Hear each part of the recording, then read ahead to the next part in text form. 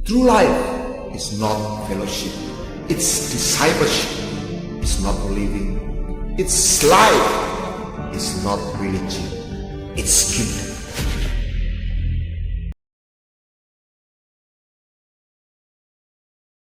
Amin, amin, amin, amin. Shalom, selamat pagi semua. Saya mencoba melanjutkan apa yang terakhir saya lepaskan bagi Anda. 1 Tawarik pasal yang ke-12. 1 Tawarik pasal 12 ayat ke-22.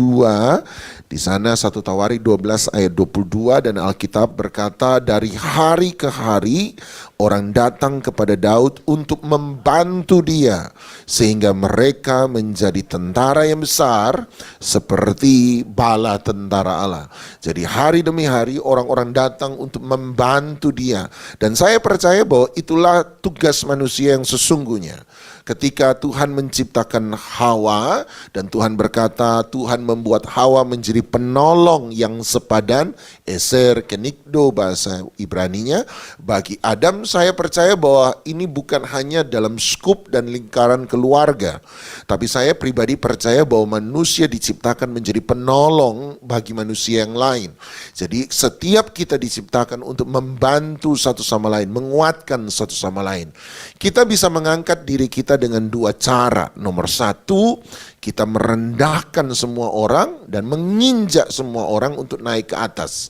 Ya, kita bisa naik dalam hidup ini dengan dua cara. Nomor satu, Anda taruh semua orang di bawah, Anda injak semua orang, Anda naik ke atas. Artinya Anda hancurkan karir orang lain, Anda buat sesuatu yang buruk pada orang lain supaya mempromosikan diri sendiri. Atau cara yang kedua adalah Anda bekerja bersama-sama dengan orang lain, Anda berbuat baik bersama-sama dengan orang lain, dan membiarkan kemudian pada satu titik orang lain yang dibantu, ditolong oleh Anda, mengangkat Anda tinggi ke atas.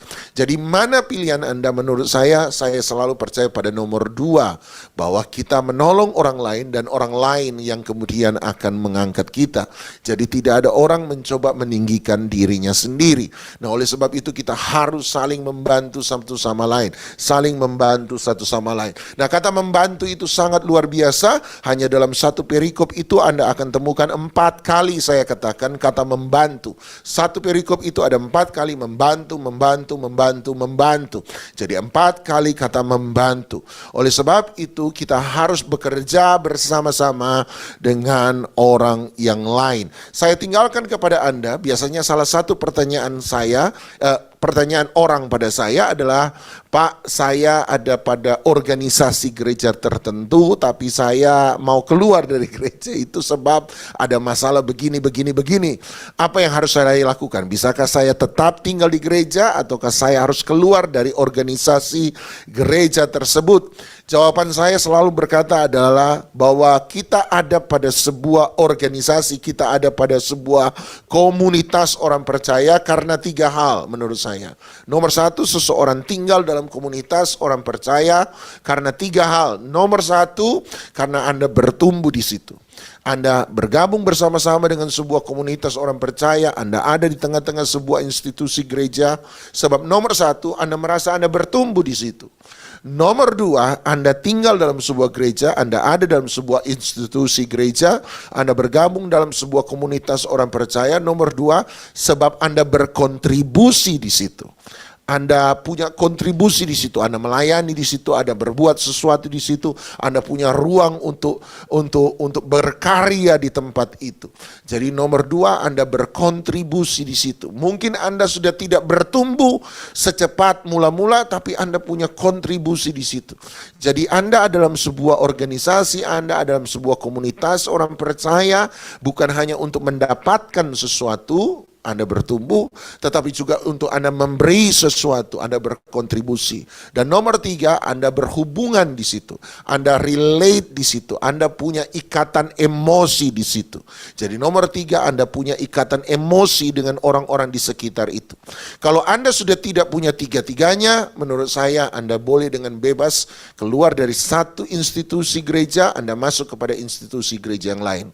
Dari satu komunitas orang percaya, Anda boleh masuk pada komunitas aktivitas orang percaya yang lain. Sebab Anda sudah tidak punya tiga-tiganya.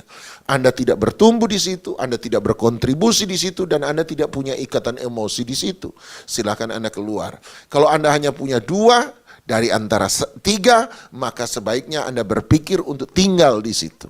Kalau Anda punya tiga-tiganya, saran saya tetaplah tinggal di situ. Anda punya tiga-tiganya, ngapain Anda pindah gitu ya. Kalau Anda hanya punya satu dari antara tiga, Anda boleh berpikir untuk keluar, tapi pikirkan matang-matang. Anda punya dua di antara tiga, sebaiknya Anda berpikir untuk tinggal. Tetapi kalau Anda punya tiga-tiganya, jangan keluar di situ. Jadi ada tiga hal di mana Anda stay dalam sebuah tempat. Nomor satu, Anda bertumbuh di situ. Nomor dua, Anda mendapat sesuatu. Nomor dua, Anda berkontribusi di situ, Anda memberi. Jadi nomor satu, Anda take something. Nomor dua, Anda give something. Nomor tiga, Anda relate, Anda punya hubungan emosi di situ. Anda share something. Itulah relationship. Give, take, and share. Jadi give, take, and share. Jadi Anda terima, Anda bertumbuh, Anda memberi, Anda melayani, dan nomor tiga, Anda punya ikatan emosi, Anda share dengan mereka. Nah, mari kembali ke ayat yang pertama. Kembali pada 1 Tawarik 12 ayat 1, terakhir saya bicara tentang tipe-tipe orang yang datang untuk membantu Daud hari itu. Mari lihat 1 Tawarik 12 ayat 1, inilah orang-orang yang datang kepada Daud di Siklak selama dia harus menyingkir karena Saul bin Kish. Mereka pun termasuk pahlawan-pahlawan yang membantu dia dalam peperangan. Ayat 2, mereka bersenjatakan panah dan sanggup melontarkan batu. Nah, kata sanggup melontarkan batu, kemarin saya sudah beritahu pada Anda, sangat mungkin mereka terinspirasi dengan Daud. Hampir tidak pernah kita melihat bahwa ada peperangan menggunakan batu, selain Daud tentu saja. Kita tidak melihat bahwa Yosua berperang menggunakan ali-ali batu, enggak. Kita juga tidak melihat Saul berperang dengan menggunakan ali-ali batu, juga tidak. Kita tidak melihat Yoab berperang dengan menggunakan ali-ali batu, tidak. Daudlah salah satu dan mungkin satu-satunya dalam Alkitab, dalam sepengetahuan saya secara personal, yang dikatakan oleh Alkitab menggunakan batu untuk mengalahkan lawannya. Jadi sangat mungkin mereka adalah orang yang terinspirasi oleh Daud. Jadi orang terinspirasi oleh Daud. Kemudian menembakkan anak-anak panah dari busur dengan tangan kanan atau tangan kiri. Jadi tipe nomor satu adalah orang yang melatih diri mereka, menghilangkan kelemahan-kelemahan dalam hidup mereka. Nah, nomor dua, hari ini saya bagikan nomor dua, bagian terakhir dari ayat kedua. Dia berkata, mereka itu dari saudara-saudara sesuku Saul dari orang Benyamin. Nah, ini yang menarik. Mereka itu, jadi dijelaskan orang-orang ini adalah orang-orang yang berasal dari saudara-saudara sesuku Saul. Kalau Anda kembali ke ayat 1, Anda akan temukan bahwa ada statement pernyataan pembukaan di situ bahwa Daud menyingkir, melarikan diri dari Saul. Jadi who is Saul? Siapa Saul? Orang yang mencoba membunuh Daud. Siapa Saul? Kalau kita bisa sebut enemy of David, musuhnya Daud. Tetapi yang menarik, tiba-tiba muncul orang-orang yang Alkitab berkata dari sesuku Saul. Siapa Saul? Orang yang mencoba membunuh Daud. Siapa Saul? Dianggap musuhnya Daud. Tiba-tiba ada orang yang merupakan bagian dari musuh Daud, itu bergabung bersama-sama dengan Daud. Jadi tipe kedua orang yang bergabung bersama-sama dengan Daud adalah mantan musuh. Lebih baik mantan musuh daripada mantan teman. Yang setuju katakan amin. Lebih baik mantan musuh daripada mantan teman. Jadi Daud, saya pikir ini sesuatu yang luar biasa. Daud hari itu berhasil mengubah orang yang tadinya adalah musuh sekarang menjadi teman. Jadi menurut saya orang-orang yang datang pada Daud adalah orang-orang yang saat itu adalah orang yang berhasil dirubah oleh Daud dari musuh menjadi teman. Nah, menurut saya ini tidak sangat mudah, sangat-sangat tidak mudah. Sebab musuh seringkali tetap musuh. Kalau perlu jadi musuh bebuyutan, artinya sampai buyut gak akan pernah berdamai. Itu musuh bebuyutan. Dan menurut saya ini sangat-sangat tidak gampang. Bagaimana Daud bisa membuat orang yang tadinya memandang dia dengan negatif, tetapi hari itu menjadi orang-orang yang justru bergabung bersama-sama dengan Daud, menolong Daud untuk melakukan peperangan. Dan buat saya ini adalah sebuah keberhasilan yang sangat-sangat besar. Musuh. Nah, mari hari ini kita bicara sebentar tentang who is the enemy. Siapa itu musuh dan bagaimana kita bisa menang, bagaimana kita bisa mengubah musuh lawan menjadi teman. Bagaimana kita bisa mengubah musuh atau lawan menjadi teman. Jadi seringkali ini tidak pernah mudah, tetapi ini yang terjadi. Nah, apa itu definisi musuh? Coba Anda pergi ke Matius pasal 5. Matius pasal 5. Apa itu definisi musuh dalam Alkitab? Matius pasal 5 ayat yang ke-43. Matius pasal 5 ayat 43. Matius pasal 5 ayat yang ke-43. Alkitab berkata, kamu telah mendengar firman, kasihilah sesamamu manusia dan bencilah musuhmu. Jadi ada Torah, dalam hukum Taurat yang berkata, kasihilah sesamamu manusia dan bencilah musuhmu. Ayat 44, tetapi aku berkata kepadamu, kasihilah musuhmu dan berdoalah bagi mereka yang menganiaya kamu. Nah, saya ajak Anda lihat ayat 44 dalam King James Version. Ini agak sedikit berbeda. King James Version memberi tambahan yang sedikit berbeda dan I like it. Saya suka. Nah, di sini dalam King James Version dia berkata begini. But I say unto you, love your enemies. Kasihilah musuhmu. Kemudian berkata, bless them that curse you. So, dia berkata, berkatilah mereka yang mengutuk engkau. Jadi, siapa musuh? Dia berkata, nomor satu, mereka yang mengutuk engkau. Jadi mereka yang berbicara jahat tentang engkau. Mereka yang mengutuk engkau. Kemudian dia berkata, do good to them that hate you. Lakukan yang baik kepada mereka yang membenci engkau. Jadi definisi kedua dari musuh adalah siapa? Mereka yang membenci engkau. Nomor satu, mereka mengutuki engkau secara mulut, secara perkataan, mereka membenci. Yang kedua, mereka membenci engkau. Mereka membenci artinya secara perasaan mereka juga melawan Anda. Jadi secara mulut mereka melawan Anda. Secara hati emosi mereka melawan Anda. Bless them that curse you. Nomor satu, berkati mereka yang mengutuk engkau. Nomor dua, do good to them that hate you. Jadi definisi musuh adalah orang yang secara perasaan tidak suka dengan Anda, bahkan membenci Anda. Nomor tiga, and pray for them which despitefully use you. Dan dia berkata, berdoa bagi mereka yang secara jahat memanfaatkan engkau. Berarti siapa definisi musuh yang ketiga? Satu, mereka curse, mengutuk secara perkataan. Nomor dua, mereka punya perasaan emosi tidak suka dengan Anda. Nomor tiga, mereka secara intensi, motivasi, memanfaatkan Anda. Jadi kelihatan di depan tersenyum, tetapi sebenarnya dia memakai engkau untuk kepentingannya dia. Anda harus catat, definisi teman dan musuh sangat berbeda. Teman adalah orang yang mencintai Anda, menggunakan cinta untuk membuat Anda diberkati. Tetapi musuh menggunakan cinta untuk menghancurkan Anda, menggunakan cinta untuk memanfaatkan Anda. Jadi mereka hanya memanfaatkan engkau. Tapi Tuhan berkata, pray for them that despitefully use you. Secara jahat menggunakan engkau. Dan yang keempat, definisi keempat, and persecute you, menganiaya engkau. Bahasa keren hari ini, bully engkau. Jadi Anda lihat, jadi ada 4 definisi musuh dalam King James Version Matius 5 ayat 44. Nomor 1, mereka yang berbicara jahat tentang engkau. Nomor 2, mereka yang secara perasaan tidak suka membenci engkau.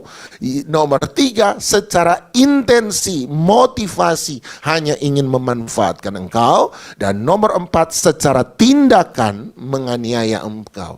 Jadi musuh itu punya 4 aspek. Nomor 1, perkataannya. Nomor 2, emosi perasaannya. Nomor 3, niat pikiran hatinya. Dan nomor 4, tindakannya. Jadi ada 4 dimensi dari sebuah musuh menurut Matius 5 ayat 44. Tapi Alkitab berkata, love them, kasihilah musuhmu. Bagaimana cara mengasihi musuh? Nomor 1, bless them. Berkati mereka. Bless them that curse you. Berkati mereka. Nomor 2, do good. Lakukan yang baik untuk mereka. Do good to them that hate you. Nomor 3, pray for them. Berdoa bagi mereka yang memanfaatkan engkau dan yang menganiaya engkau. Jadi kasih dengan 3 cara. 1, bless, berkati mereka. Tolong waktu mereka lagi susah. Tolong kalau mereka lagi butuh pertolongan. Nomor 2, lakukan yang baik pada mereka. Katakan yang baik untuk mereka. Buatlah sesuatu yang baik. Dan nomor 3, berkati dengan doa-doa Anda kepada mereka. Jadi itu definisi musuh. Nah, saya dapat satu hal. Bagaimana Tuhan Yesus dalam Yohanes pasal 15. Coba Anda lihat Yohanes pasal 15 tentang mengasihi. Nah, bagaimana kita bisa mengubah musuh menjadi teman? Bagaimana kita mengubah musuh menjadi teman? Lihat Yohanes 15 ayat 12. Bagaimana saya bisa mengubah musuh jadi teman? Kalau saya sudah tahu definisi musuh adalah orang yang 1, berkata yang buruk pada kita. 2, punya perasaan yang buruk dengan kita. Nomor 3, punya pikiran yang buruk dengan kita. Nomor 4, melakukan perbuatan buruk pada kita. Tapi bagaimana saya bisa mengubah orang-orang ini? Ya, saya must love them. Saya masih mengasihi mereka. Dan lihat cara nomor 1, mengubah musuh jadi teman, seperti yang dikatakan Matius 5:44 tadi, kasihi mereka dengan berkati mereka, dengan buat yang baik pada mereka, berdoa bagi mereka. Tapi perhatikan Yohanes 15 ayat 12. Cara pertama, mengasihi mereka. Lihat Yohanes 15 ayat 12. Inilah perintahku, yaitu supaya kamu saling mengasihi. Seperti aku telah mengasihi kamu. Jadi standar kasih kita kepada orang berdasarkan standar Tuhan. Kita mengasihi bukan karena saya baik, kita mengasihi sebab kita tahu Tuhan lebih dulu mengasihi kita. Kemudian dia berkata begini, ini yang buat saya dulu pusing pikirkan. Kok bisa ya? Dia bilang begini, tidak ada kasih yang lebih besar daripada kasih seseorang yang memberikan nyawanya untuk sahabat-sahabatnya. Kamu adalah sahabatku jika kamu berbuat apa yang kuperintahkan kepadamu.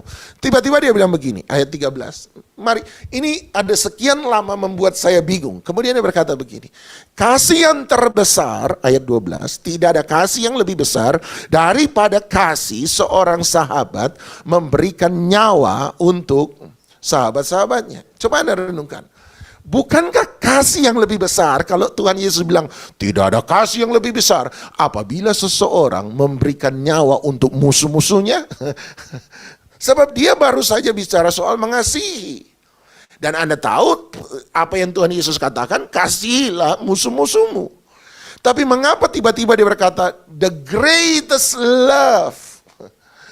Ini Allah sendiri, Tuhan Yesus yang bilang sendiri. The greatest love, kasih yang terbesar adalah, saya berharap Tuhan Yesus berkata, kasih Allah untuk manusia. Ya toh? Yohanes 3:16.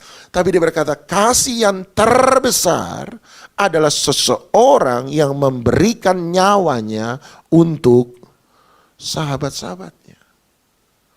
Buat saya begini ya, buat saya. Mati untuk orang lain itu memang gak gampang. Susah lah. Saya disuruh mati untuk Agni, ya saya mikir, I love you but I don't want to die for you. Saya lebih baik mati untuk istri saya. Untuk Agni. Gitu ya. I love you Sam but I don't want to die for you. Cukup Yesus yang mati bagi kamu. Saya ya. Tapi dibandingkan mati untuk musuh, dibandingkan mati untuk teman, rasanya lebih tinggi mati untuk musuh deh, gitu ya. Itu lebih menginspirasi gitu ya. Dibanding disuruh mati untuk teman, kasih yang lebih besar menurut saya loh ya, adalah mati untuk musuh-musuhnya. Dan ini cukup mengganggu pikiran saya cukup lama. Sebab kenapa Tuhan Yesus mengatakan bahwa kasih terbesar adalah kasih ketika seseorang memberikan nyawanya untuk sahabat-sahabatnya. Sampai satu kali Anda sampai di Matius pasal 26. Matius 26 ayat 48. Matius 26 ayat 48. Matius 26 ayat 48. Dan buat saya inilah penjelasan terhadap Yohanes 15 yang kita baca tadi. Matius 26 ayat 48. Orang yang menyerahkan dia telah memberitahukan tanda ini kepada mereka. Siapa orang yang menyerahkan dia? Yudas. Orang yang akan kucium, itulah dia. Tangkaplah dia. Dan segera dia maju mendapatkan Yesus dan berkata, "Salam Rabi," lalu mencium dia. Ayat berikutnya 50, perhatikan, jadi Yudas menggunakan ciuman untuk menyerahkan Yesus. Lihat ayat 50, tetapi Yesus berkata kepadanya, "Hai." Hai siapa? Teman. Hai sahabat. Apakah Tuhan Yesus tidak tahu bahwa Yudas datang untuk menyerahkan dia? Tahu. Apakah Tuhan Yesus tidak tahu bahwa Yudas mengkhianati dia? Tahu. Kalau begitu posisi Yudas terhadap Yesus adalah datang sebagai seorang musuh. Sebab Alkitab berkata jelas bahwa tadi ketika dia datang untuk menyerahkan Yesus. Tadi definisi musuh salah satu adalah despitefully use you. Dia menggunakan sesuatu, dia membuat Anda, dia pakai Anda hanya demi kepentingannya pribadi. Despitefully use you. Secara jahat memanfaatkan engkau. Dan itu yang dilakukan oleh Yudas. Dia datang untuk mencium. Ingat tadi saya berkata, teman datang menggunakan ciuman untuk memberkati Anda. Tetapi musuh datang menggunakan ciuman untuk menjerumuskan Anda. Hati-hati dengan siapa Anda bergaul. Anda boleh berpikir dia teman, tetapi jangan-jangan dia musuh, sebab dia hanya menggunakan hubungan Anda dan dia untuk menjerumuskan Anda lebih dalam. Itu yang dilakukan oleh Yudas. Dia menggunakan ciuman, jadi dia menggunakan cinta, dia menggunakan kasih untuk memanfaatkan Anda. Dan definisi itu menurut Matius 5 tadi adalah musuh. Yudas bisa saya kategorikan sebagai musuh hari itu. Sebab dia datang hanya untuk menyerahkan Yesus. Dia datang untuk mengkhianati Yesus. Dan Yesus tahu. Tetapi ketika dia datang, apa panggilan Tuhan Yesus kepada Yudas? Friend. Hai, teman. Jadi ketika Yohanes 15 berkata, tiada kasih yang lebih besar daripada kasih seseorang menyerahkan nyawanya untuk his friends, teman-temannya, sahabatnya. Apakah Yudas termasuk his friend hari itu? Ya, Yudas dia sebut sahabat. Dia tahu Yudas mau membunuh dia, dia tahu Yudas mau menyerahkan dia tahu Yudas mengkhianati dia. Tapi dengan demikian tetap seperti itu. Saya mau kasih tahu, Yesus pun mati buat Yudas. Percaya? Dia mati untuk semua orang. Termasuk mereka yang tidak setuju dengan dia. Mereka yang melawan dia. Dan dia menyebut mereka sahabat. Itulah kasih terbesar. Kasih terbesar adalah kasih yang memandang musuh bahkan sebagai sahabat dan mau mati untuk mereka. Itulah kasih yang mengubah lawan menjadi sahabat, teman. Bukankah kita, kata Paulus, adalah seteru salib? Apa itu seteru? Musuh dari salib. Tetapi karena kasih Yesus yang begitu besar, hari itu dari lawan salib, hari ini kita menjadi sahabat-sahabat salib. Kita menjadi pengikut-pengikut dia. Nomor satu, how to change enemy to friend. Bagaimana mengubah musuh jadi lawan. Nomor satu, love them. Kasihi mereka dengan kasih yang luar biasa.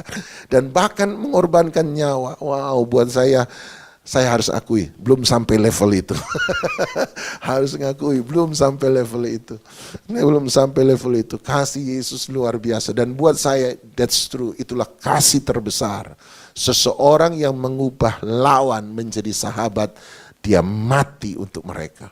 Nomor 2 menurut saya adalah bagaimana mengubah lawan menjadi sahabat.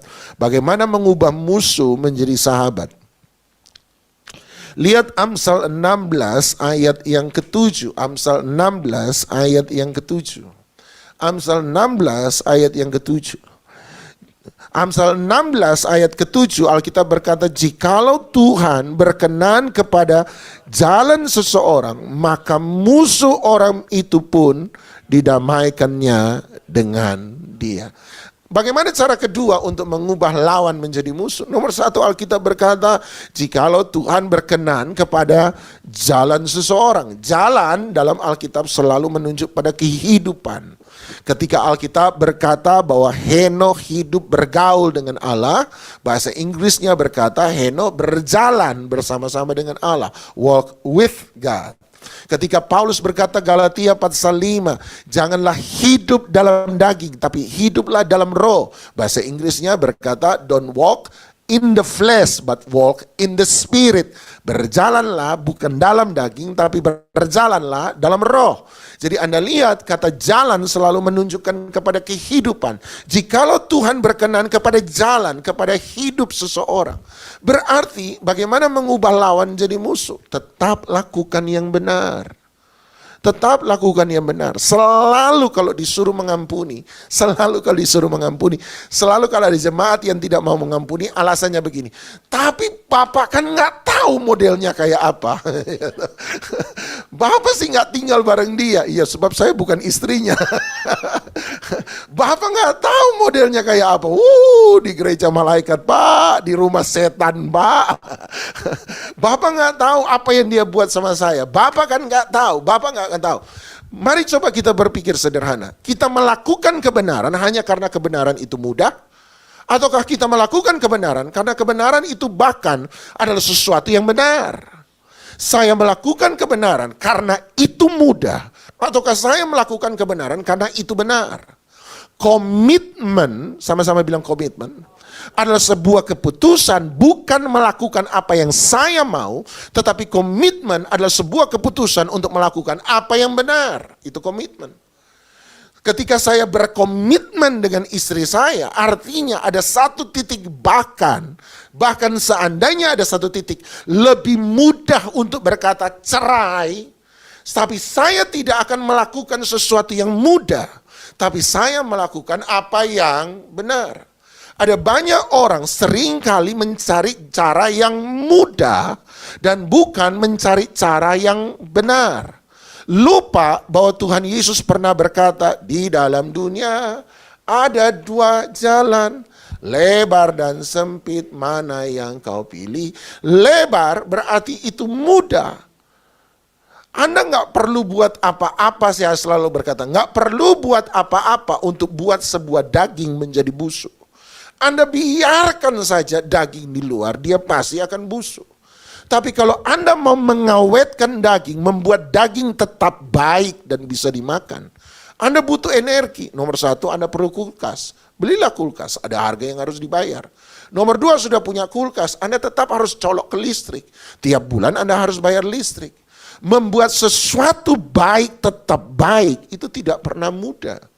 Ada banyak orang lebih gampang mengambil easy choice, pilihan yang mudah, bukan the right choice, bukan pilihan yang benar. Alkitab berkata kalau hidupmu tetap benar, Tuhan berkenan. Berarti bukan sesuatu yang mudah, tetapi sesuatu yang benar. Tuhan, dan kalau Tuhan berkenan, dia berkata apa? Dia akan mendamaikan orang itu dengan musuhnya. Anda tersenyum, dia buang muka. Kemudian Anda memilih untuk tidak lagi tersenyum kalau ketemu dia. Tuhan berkata, Alkitab berkata sederhana, berilah salam lebih dahulu kepada orang yang mungkin tidak akan pernah menerima salam Anda. Kalau Anda beri salam pada orang yang membalas salam Anda, terus apa bedanya kita dengan orang lain? Alkitab berkata sederhana, do what is right, lakukan apa yang benar, bukan lakukan apa yang gampang, apa yang Anda suka. Ada orang kata, just do it, kalau kamu pengen, just do it. Kita sementara membangun the kingdom of self hari ini. di mana ego manusia menjadi yang terutama dalam segala hal. Saya percaya bukan sekedar hak asasi manusia, saya percaya hak asasi Tuhan. Tuhan layak menerima apa yang harus dia terima. Lakukan apa yang Tuhan mau, bukan lakukan apa yang ego kita mau. Lakukan apa yang Tuhan suka, bukan apa yang saya suka. Lakukan apa yang berkenan pada dia dan bukan apa yang berkenan pada saya. Dua cara ini semoga can turn your enemies to your friend. Semoga dua hal ini bisa mengubah musuh Anda menjadi sahabat Anda. Jadilah seperti Daud, orang yang berhasil mengubah musuh menjadi sahabat.